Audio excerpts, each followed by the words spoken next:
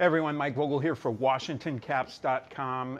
Thrilled to be joined by Caps' new head coach, Spencer Carbery, the first coach in Caps franchise history who has ascended all three rungs of the organizational ladder, starting in South Carolina, going to Hershey, and now the Washington Capitals. What does that mean to you to be the first to achieve that distinction?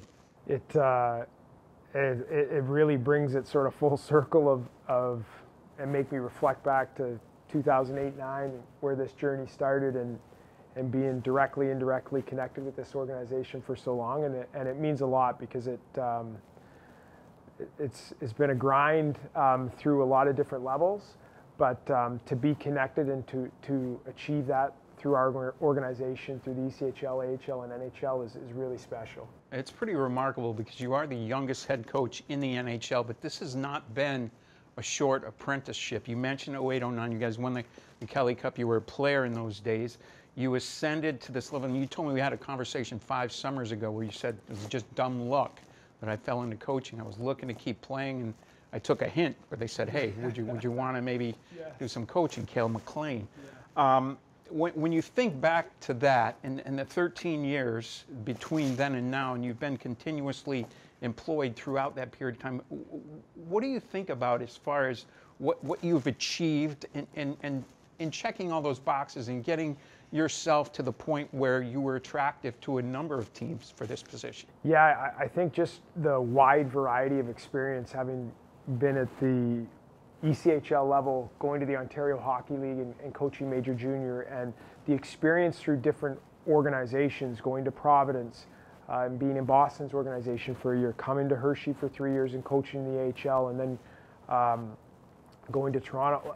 All of that, I feel like I've just been so fortunate to be able to gather so much valuable experience and learn from a lot of great people. And that's kind of when I reflect back on my journey through 13 years of coaching now, all the different people that were so willing to share with me, let me pick their brain, that were at higher levels than I was, and so it's just been quite a journey. And you come into it as an assistant at the ECHL level, and what's the value in jumping out of the Washington organization twice for a couple of years, and as you mentioned, a year in Saginaw, a year in Providence, and a couple of years in Toronto?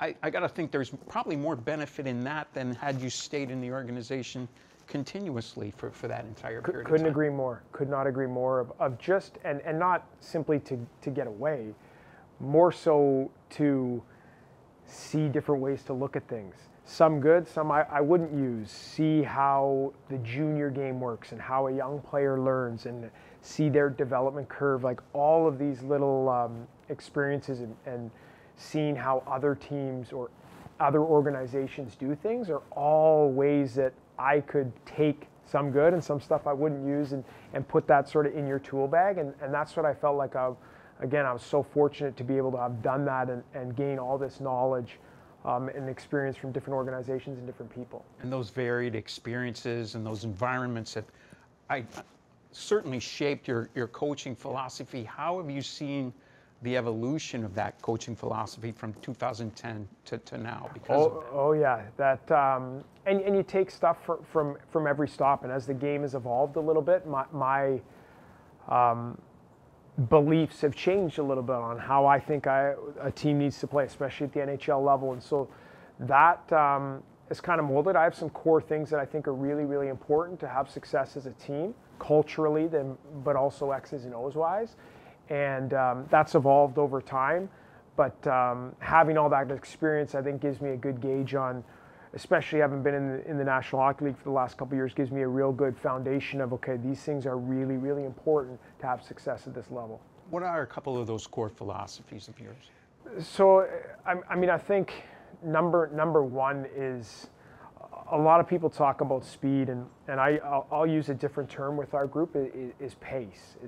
And it's a similar, but where I think it's different is it's not necessarily skating speed. That's what everybody's eyes and their brains go to, is, okay, speed. You're talking about guys that skate really fast, and that's how you want to play. And for me, it's a little bit different. It's being pace with and without the puck. So whether it's our defensive zone, whether it's our neutral zone, whether it's our forecheck, of being aggressive and having pace all over the ice. And then when we do have the puck, our retrievals, our attack through entries, like pace is a word that I will use a lot of. And then the other part that I would say is us being connected group of five.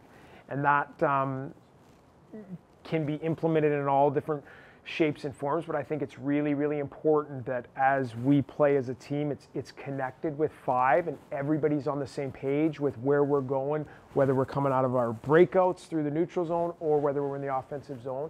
I'll use that term a lot too. Pace and connected are two big things for me. These last couple of years working in the Toronto Maple Leafs organization, what have you learned about the cohesiveness of a NHL coaching staff? Obviously, there's a larger staff at this level than at the previous levels. And what are your thoughts? Because obviously there's a couple of openings on the staff here.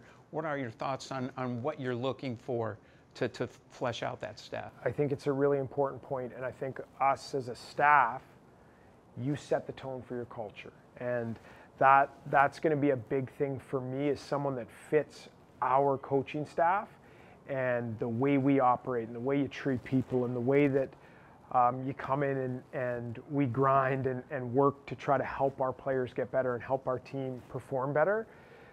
That's going to be number one. And then there's specific parts inside of roles that we need to hone in on. But certainly a really, really important is having that cohesiveness, like you said, of your staff. And that will translate or that will be felt by your group of players. You've got about 3.5 months here before training camp opens up.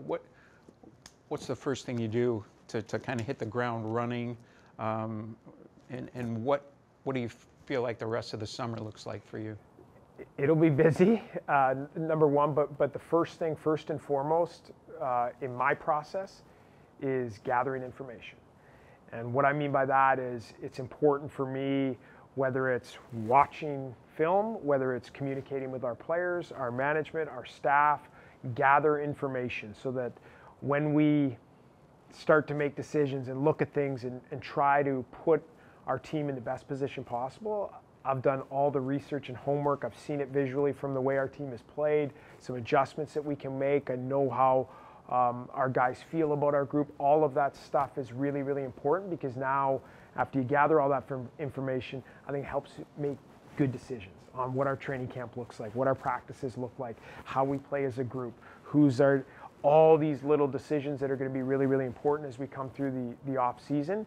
We're doing our due diligence to find out what makes the most sense and make the most educated decisions as we roll through the off season. Talking to a couple of members of the team's leadership group after the last season ended, and they had some very pointed thoughts on how they would like to see things proceed in terms of a lot of the things that you mentioned, skills, working on skills more during practice, just kind of keeping things fresh over a 6-month, 82-game season. How important is it for you to reach out to those guys? And they obviously know you. They're not unfamiliar with you. That's a plus in your favor. But to sort of establish that rapport and get that two-way communication going with those guys. Absolutely. And start to, I know a lot of them from prior relationships, but to start to build on those relationships, create that trust, understand where they're coming from as players and as people, frankly. And that will be really important. The communication, that's one of my big things as a head coach is I think strong communication is critical.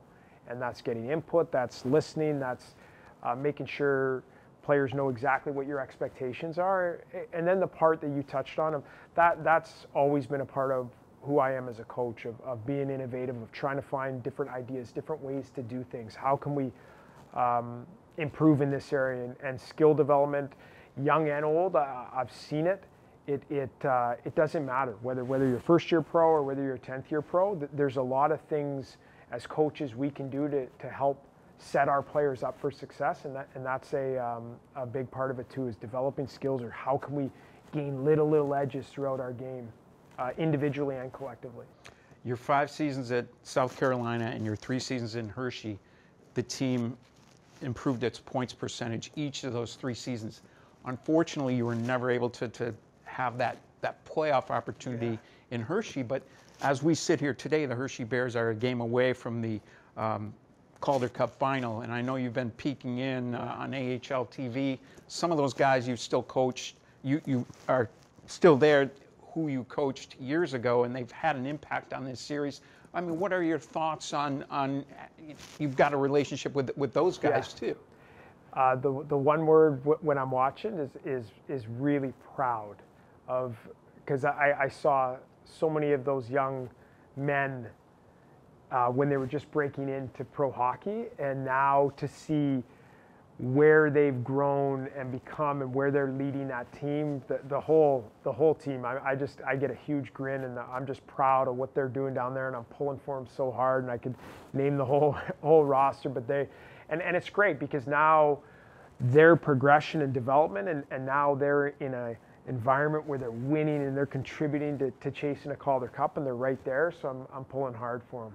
Well, Spencer, we're excited to have you here. We're thrilled for the dawning of a new era here in DC, and looking forward to having you around for a number of years here. Thanks so much.